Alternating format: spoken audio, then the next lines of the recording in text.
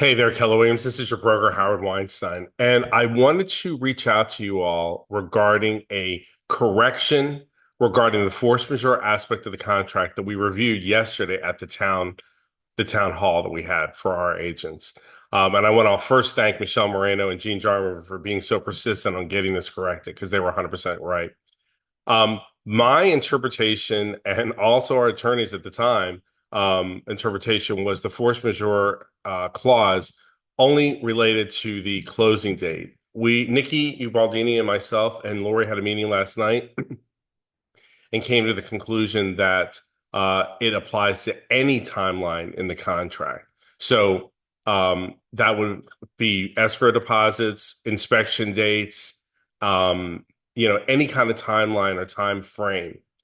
Now, here's the thing, a couple things you should know. One, the contract does not stipulate a written addendum for this to be enacted. We are suggesting heavily that a written addendum be put in place to have all parties agree that those timelines, whichever one you're referring to, is being extended. But since the contract doesn't stipulate it, you might get pushback. If you do, then your client, whichever it is, buyer or seller, would potentially have to use a enforce contract, and they would have to engage legal services in order to do that because there are statutes for that in place. Um, the bottom line, like we've mentioned all over and over, this is new territory for all of us. It's just new territory. So we're all, unless you're over 122 years old, which I'm not sure any of you are, you maybe have not dealt with anything like this in the past.